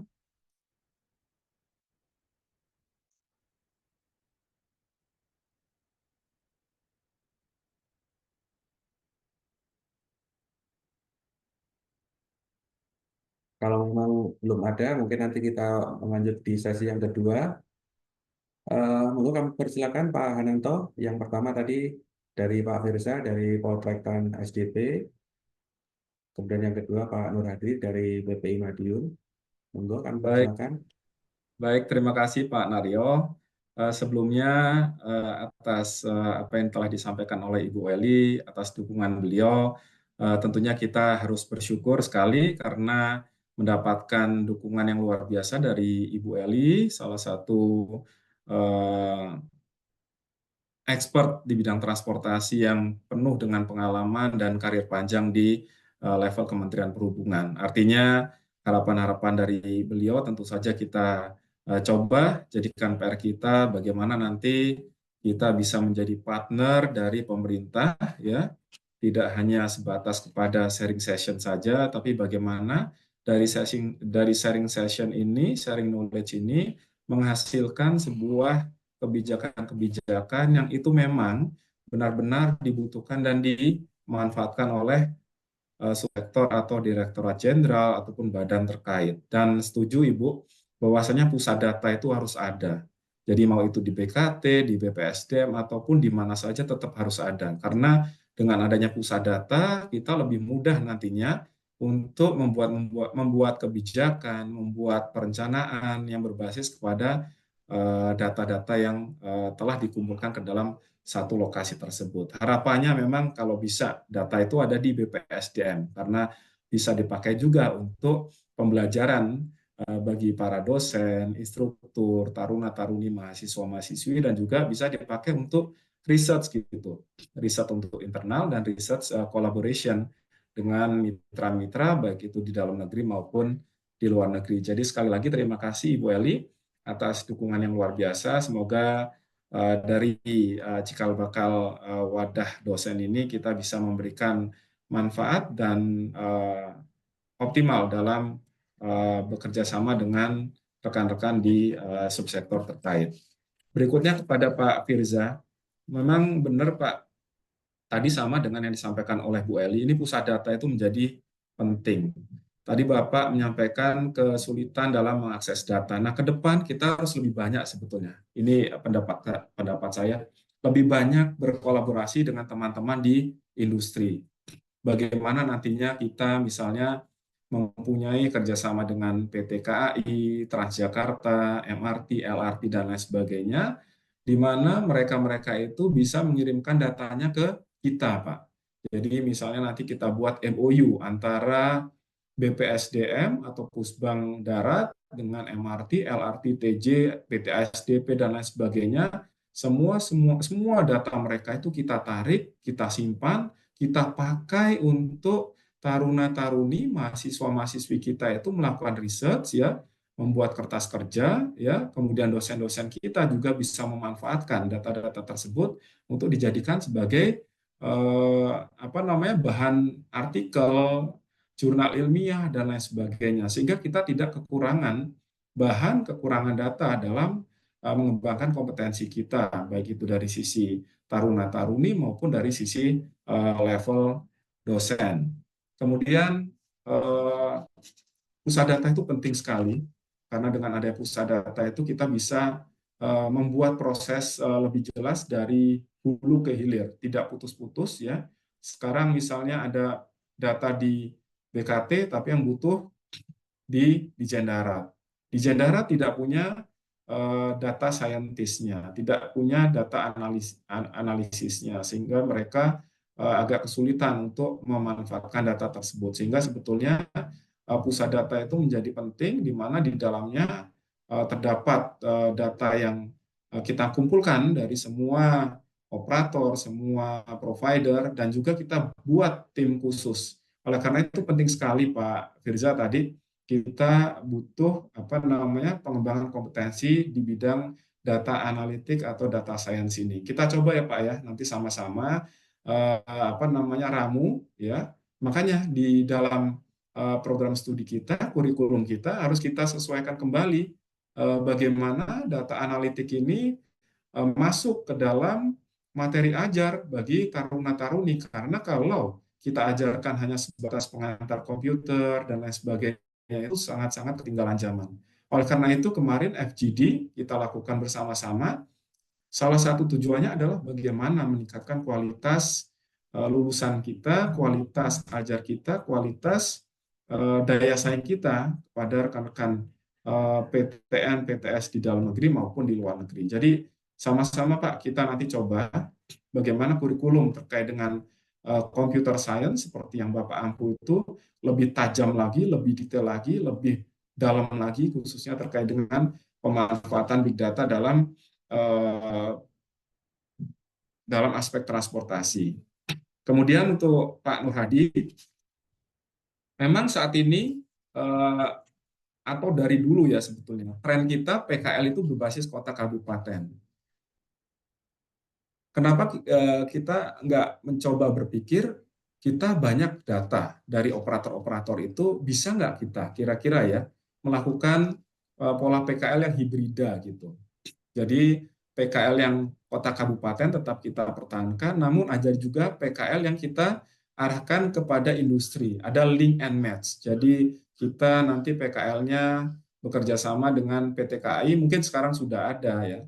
Tapi kita nanti tambah. Artinya nanti tidak mengambil data-data secara sendiri-sendiri, tapi data itu sudah tersedia ya, baik itu di KCI, di LRT, MRT dan lain sebagainya. Dengan data yang sudah ada itu kita lakukan PKL, kita buat kertas kerja, kita buat skripsi, kita buat paper ilmiah, baik itu untuk level taruna-taruni, level dosen, dan itu nanti kita kembalikan lagi kepada teman-teman di operator, sehingga mereka mendapatkan feedback yang cukup ya dari kita. Artinya mereka share datanya, mereka mendapatkan itu tadi yang disampaikan oleh Ibu Bu Eli, bahwasanya kita sebagai partner yang memberikan feedback positif kepada teman-teman di Direktorat Jenderal ataupun kepada operator angkutan umum, BUMN maupun BUMD. Karena memang teman-teman di BUMN, BUMD itu banyak sekali yang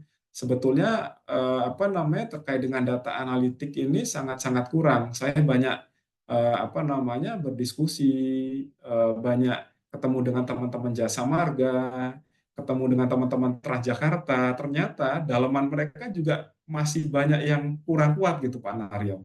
Timnya TJ bahkan sering sekali ya datang ke BPTJ belajar dengan kami, gimana Pak cara ngolah dan lain sebagainya. Artinya mereka membuka diri bahwa kami masih lemah gitu. Di dalam kami masih perlu banyak belajar. Yang kelihatannya BUMN, BUMD itu kuat-kuat, ternyata di dalamnya masih banyak yang bolong. Bahkan juga gitu di Jasa Marga. Dulu mungkin Bapak Ibu ingat ya, bagaimana ada ganjil genap di jalan tol. Itu Jasa Marga nggak nyampe mikir ke situ. Tapi karena kita minta datanya Pak Naryo, kita coba olah data dari mereka. Mereka punya data tapi nggak ngerti nih cara ngolahnya bagaimana ya. Ada walaupun data-data saintisnya dari mereka, tapi nggak tahu ya terkait dengan konsep transportasinya, sehingga mereka malah menyampaikan ke BPTJ ini tolong diolahkan dan lain sebagainya. Artinya memang dari sisi operator masih banyak bolong-bolongnya, dan itu bisa kita manfaatkan untuk bekerja sama. Kita kirim teman-teman mahasiswa-mahasiswi, taruna-taruni, dosen kita untuk magang, ambil data di operator, kita balikan lagi menjadi sebuah kebijakan, dan itu bermanfaat kepada mereka. Jadi paling tidak ke depan kalau kita memang setuju ya, kita coba lakukan kombinasi atau hibrida ya, PKL yang berbasis kota kabupaten tetap ada ya. Tapi ke depan juga kita perlu adakan link and match dengan teman-teman di operator. Kalau sudah ada kita tambah dan kita perbanyak dan kita ambil datanya, tidak perlu ambil data sendiri. Nah, bagaimana kalau kita PKL di kota kabupaten yang akses datanya sangat terbatas? Bahkan kalau kalau kita melakukan collecting data sendiri kan luar biasa tuh. Taruna-taruni suruh melakukan collecting data dengan jumlah penduduk yang makin banyak sekarang, jumlah pergerakan makin banyak. Memang Pak Nur Hadi, jadi di World Bank ya itu ada namanya sketch planning. Jadi kami juga belajar tentang sketch planning ini ya, bagaimana menciptakan, meng-create matriks OD tanpa melakukan survei primer. Ini sebetulnya levelnya di bawah big data kita ini ya. Jadi kalau big data kita ini kan yang kita sama-sama pelajari hari ini itu langsung ngambil dari transaksi operator ataupun langsung dari pengguna telepon seluler. Tapi di bawah itu ada satu level lagi, World Bank menggunakan metode namanya sketch planning approach. Dan ini dikembangkan oleh expert-expertnya World Bank. Karena World Bank juga melihat tidak mungkin kita melakukan identifikasi pola pergerakan, menghitung pola perjalanan, menghitung jumlah perjalanan di suatu kota kabupaten dengan melakukan survei. Jadi menurut World Bank, karena World Bank itu melihat dari sisi efisiensi dan efektivitas, mereka harus cari cara. Mereka membuat model namanya sketch planning approach. Dan ini sudah sangat diandalkan oleh World Bank untuk mengerjakan proyek-proyek transportasinya termasuk di Indonesia, Pak Nur Hadi. Jadi apa yang dikerjakan World Bank di Indonesia, mereka menggunakan sketch planning approach. Jadi sebetulnya ini adalah kombinasi sketch planning ini untuk menentukan demand pergerakan, menghasilkan matriks origin destination, menggabungkan antara big data Google API, Application Programming Interface, dengan data-data sekunder. Jadi untuk membuat matriks OD, World Bank itu mengambil data-data sekunder. Misalnya untuk bangkitan, mereka pakai data sekunder jumlah penduduk atau populasi aktif. Kemudian untuk tarikannya, mereka menggunakan jumlah pergerakan atau bahkan memakai ini namanya night light intensity, intensitas cahaya di malam hari. Kemudian yang sebelah kanan pakai itu tadi jumlah populasi aktif atau jumlah pekerja dan lain sebagainya. Nah, kemudian dengan sebelah kanan bangkitan tarikan itu sudah diketahui, mereka memakai gravity model. Jadi World Bank menggunakan model gravity ya, basisnya sebelah kanan tadi menggunakan pendekatan populasi aktif, yang tarikannya pakai jumlah pekerja ataupun night light intensity. Kemudian kalau menggunakan gravity model kan kita butuh impedance. Impedance di tengah itu kan bisa jarak, waktu ataupun biaya. Nah, World Bank pakai jarak. Nah, jaraknya mengambil dari Google Traffic API, Pak Naryo. Jadi big data juga sebetulnya itu. Jadi dari kota A ke kota B, World Bank itu bisa buat coding langsung ketahuan tuh kota A ke kota B berapa jaraknya, waktu tempuhnya, kecepatan dari kota A ke kota C. Jadi 564 kota kabupaten di Indonesia itu bisa dibuatkan jarak antar kota, jarak antar zona, sehingga dengan diketahui jaraknya itu langsung diputar dengan gravity model, muncullah sebuah matriks origin destination, sebuah matriks asal tujuan perjalanan yang dipakai World Bank untuk membuat proyek-proyek perencanaan transportasi tidak hanya di Indonesia tapi banyak negara dunia. Indonesia dipakai untuk mengerjakan yang ini, Bandung dan Medan, Pak Naryo. Itu ada proyek Mass Transportation, itu menggunakan sketch planning approach. Jadi tidak banyak survei-survei, tapi expertnya World Bank menggunakan model sketch planning ini, pendekatan kombinasi antara big data Google Traffic API, ngambil jarak antar zonanya, jarak antar kota, dikombinasikan dengan pendekatan itu tadi, bangkitan menggunakan populasi aktif, tarikannya menggunakan pendekatan jumlah pekerja atau night light intensity. Jadi seperti itu Pak Naryo, Pak Nur Hadi, terkait dengan model yang bisa kita kembangkan khususnya untuk PKL-PKL yang berada di daerah kabupaten kota yang akses terkait dengan data provider ataupun data angkutan umum sangat terbatas. Demikian Pak Naryo. Oke, siap. Terima kasih Pak Hemantho. Jadi terkait dengan pengembangan big science, big data terkait dengan data science dan data analitik, kami tunggu selanjutnya, Pak. Jadi para dosen pasti tertarik ini, terutama untuk hal-hal baru, penggunaan teknologi untuk mempermudah bagaimana kita menganalisa data. Baik, untuk berikutnya kami Oke. persilakan. Pak Naryo, Naryo. baik, saya Siap. bisa share juga tentang Big Data Google Traffic API kapan ada waktu kita boleh share lagi. Oke, Pak Naryo, mohon Pak Safik. kesempatan waktunya. Pak Kapus, Bu Eli, bagaimana kabarnya Bu? Eh, sudah lama nggak ketemu ini sama Ibu kita.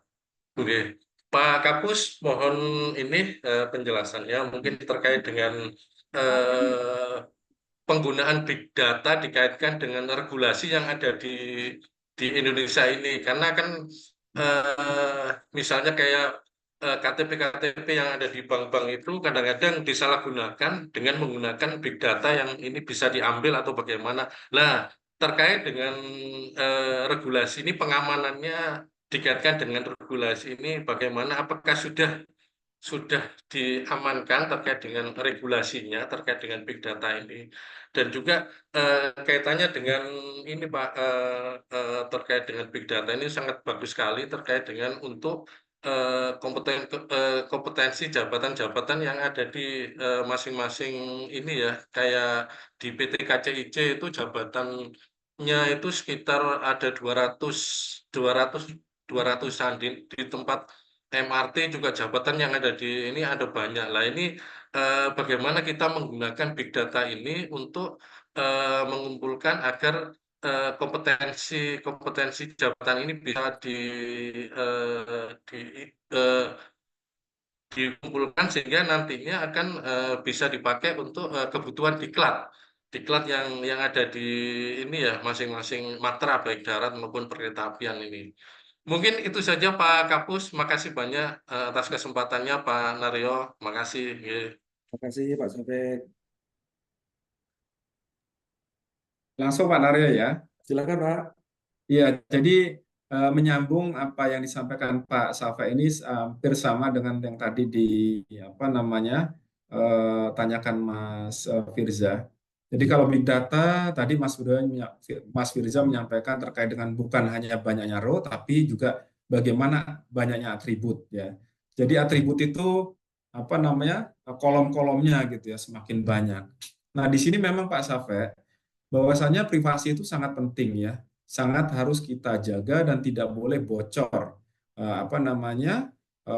pengguna-pengguna telepon seluler dan lain sebagainya. Oleh karena itu sebetulnya kalau kita berbicara terkait dengan big data transportasi ini, kita misalnya meminta kepada teman-teman operator seperti waktu kami di BPTJ, kami minta atribut yang sebetulnya umum saja. Tidak minta atribut yang menunjukkan kepada kekhususan identitas, misalnya nomor telepon, nomor KTP, dan lain sebagainya. Itu kami minta tolong dibuang saja. Jadi kami butuh, kalau untuk big data di tempat BPTJ atau nanti di kita, di BPSDM, itu big data yang terkait dengan asal tujuan pergerakan saja, yaitu asalnya dari mana, jam berapa berangkat, koordinat keberangkatannya di mana, koordinat kedatangan di mana, dan lain sebagainya. Inilah yang kita coba minta. Jadi memang kalau dari sisi big data ini bisa dipakai di mana saja untuk pendidikan, BPJS, dan lain sebagainya. Namun tetap kita harus menghormati privasi sehingga seperti apa yang dilakukan oleh BKT sekarang, ya misalnya dengan Telkomsel, ya mereka itu tadi tidak mengakses seluruh atribut yang dimiliki oleh Telkomsel karena seluruh atribut itu banyak sekali yang terkait dengan privasi. Jadi antara Telkomsel misalnya dengan BKT itu mereka nanti memutuskan atribut-atribut mana, kolom-kolom mana yang benar-benar hanya diperuntukkan untuk transportasi. Jadi benar Pak Safe, kita harus terus respect dengan privasi pelanggan, privasi pengguna, sehingga ini tidak menjadi sebuah kebocoran data di mana-mana. Dan berikutnya terkait dengan penguatan pendetailan materi, sebagaimana FGD kita, Pak Safet, kita harus lakukan percepatan terkait dengan rencana aksi kita, karena jangka pendek seperti yang kita sudah sepakati dan sudah kita diskusikan, kita perlu pengayaan materi gitu ya.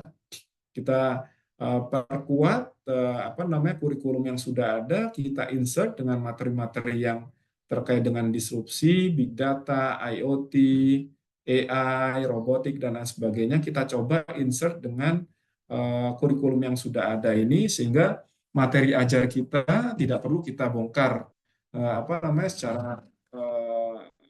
secara besar-besaran, tapi kita coba insert, kita buat incremental gitu, kita buat perubahannya pelan-pelan tapi pasti. Jadi ke depan ini ya kita sama-sama Pak Naryo, Bapak Ibu semuanya, bagaimana dari hasil FGD kita kemarin kurikulum kita menjadi lebih baik ya, lebih bisa berkompetisi dan bisa memberikan manfaat yang sebanyak-banyaknya, tidak hanya untuk Kementerian Perhubungan, tapi juga bangsa dan negara kita Indonesia, dan juga bisa berdaya saing global. Seperti itu Pak Syafiq, Pak Naryo. Bagus. Baik Ibu Bapak, rekan-rekan, apakah masih ada pertanyaan? Kami persilakan. Kita ada waktu sekitar 20 menit.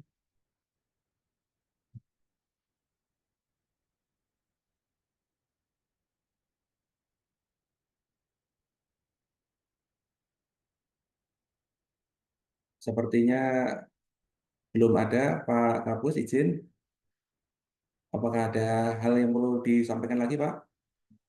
Saya pikir cukup Pak Naryo. Ini menjadi kick off meeting kita ya. Semoga kita jaga sama-sama ini Pak Naryo ya. Kick off meeting kita, semoga harapan-harapan besar yang tadi disampaikan oleh Ibu Eli, kita sama-sama coba jaga, rawat, sehingga dari wadah forum dosen ini bisa menghasilkan suatu kemanfaatan yang tidak hanya untuk kita di BPSDM, tapi juga untuk direktorat teknis terkait. Kita bisa menjadi partner mereka, kita bisa menjadi data center bagi seluruh direktorat jenderal ataupun badan terkait. Demikian Pak Naryo dari saya. Ya, terima kasih. Jadi memang kita perguruan tinggi ini kan bisa menjadi center of excellence. Jadi tidak hanya kita di pengajaran, namun penelitian-penelitian kita pun juga setidaknya itu malah justru ketika kita kolaborasi dengan industri, dengan stakeholder, itu akan lebih bermanfaat. Baik, saya coba summary apa yang sudah disampaikan Pak Hananto. Jadi hari ini kita sudah belajar memanfaatkan big data.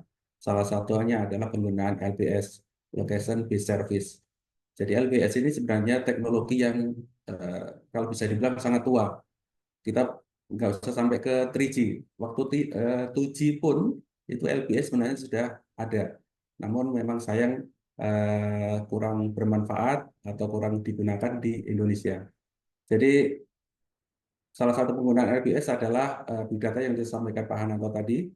Jadi jumlah pengguna seluler di Indonesia itu justru melebihi dari penduduk Indonesia.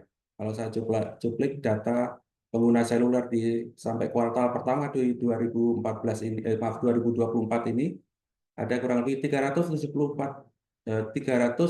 juta dibanding penduduk. Jadi penduduk di Indonesia itu kan kurang lebih sekitar 280 juta. Nah, dengan menggunakan software, salah satunya adalah software SaaS, SaaS.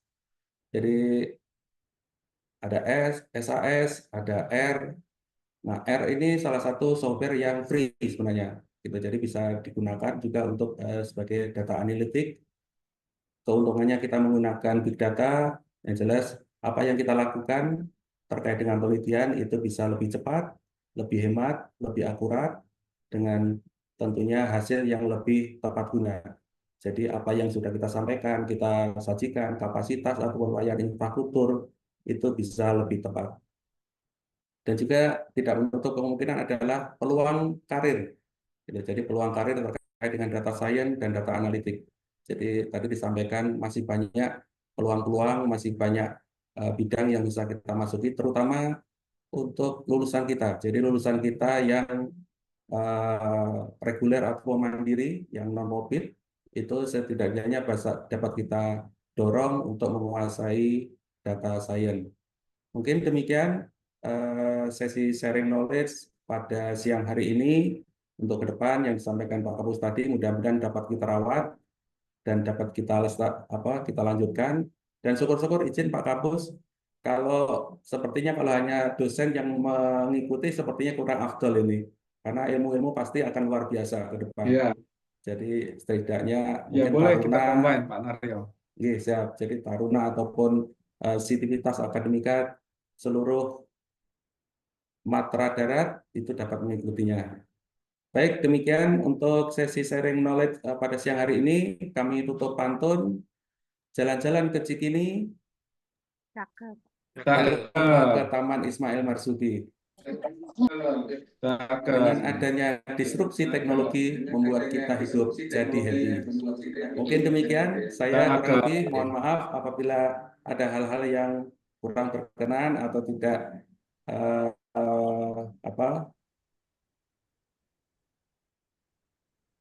Baik, kami serahkan ke pembawa acara dari Pusbang. Terima kasih. Assalamualaikum warahmatullahi wabarakatuh. Waalaikumsalam warahmatullahi wabarakatuh. Waalaikumsalam. Baik,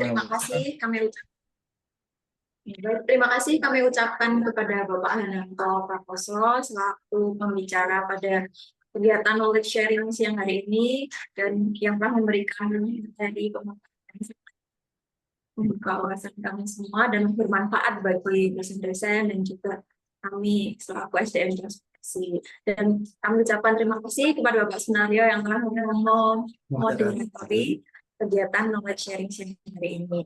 Selanjutnya adalah pemberian sertifikat untuk pembicara dan moderator. Dan sertifikat yang pertama kami berikan kepada Bapak Dr. Hananto Prakoso selaku narasumber. Terima kasih. Terima kasih kembali Bapak. Mohon izin, selanjutnya adalah sertifikat yang kami berikan kepada Bapak Sunario atas partisipasinya sebagai moderator. Terima kasih. Ya. Selanjutnya untuk sertifikat peserta yang akan kami berikan kepada Bapak Ibu dosen maupun Bapak Ibu yang menghadiri pada kegiatan knowledge sharing siang hari ini akan kami berikan kirimkan melalui email yang telah terdaftar pada daftar hadir yang telah kami sampaikan. Demikian. Selanjutnya adalah sesi foto bersama.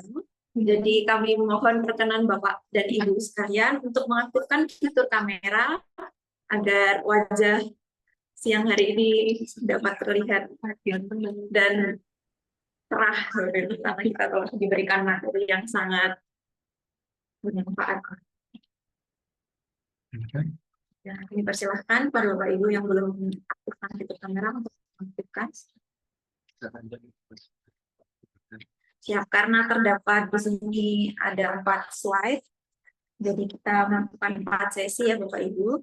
Baik, untuk sesi pertama, 1, 2, 3. Oke, sesi kedua, 1, 2, 3. Dan selanjutnya, 1, 2, 3. Dan yang terakhir, oke, 1, 2, 3. Baik. Terima kasih atas partisipasinya Bapak Ibu sekalian.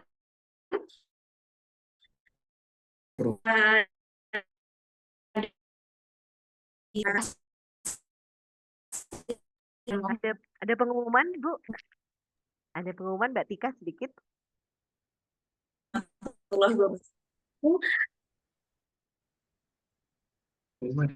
Ada pengumuman untuk minggu depan? Siap. Ya, jadi untuk minggu depan, karena dosennya cukup banyak, jadi untuk minggu depan ada 2 dosen yang sebagai pemateri dan 1 dosen sebagai moderator. Dan minggu depan giliran untuk PTD STD sebagai pemateri. Jadi dosen-dosen dari PTD STD 2 orang sebagai pemateri dan moderatornya satu orang dosen dari PKTJ. Demikian untuk minggu depan hari Rabu. Terima kasih. Kemudian disampaikan terkait kegiatan knowledge sharing minggu depan dan Bapak Ibu hadirin sekalian untuk dapat aktif juga berpartisipasi pada kegiatan knowledge sharing selanjutnya. Ya, terima kasih banyak. Akhir kata, wassalamualaikum warahmatullahi wabarakatuh. Waalaikumsalam warahmatullahi wabarakatuh. Mohon pamit, izin semuanya Bapak Ibu. Terima kasih. Terima kasih, Pak Kapus. Izin Terima kasih pamit. Bapak Ibu semuanya. Mohon izin Bapak dan Ibu, kami persilakan untuk dapat meninggalkan room.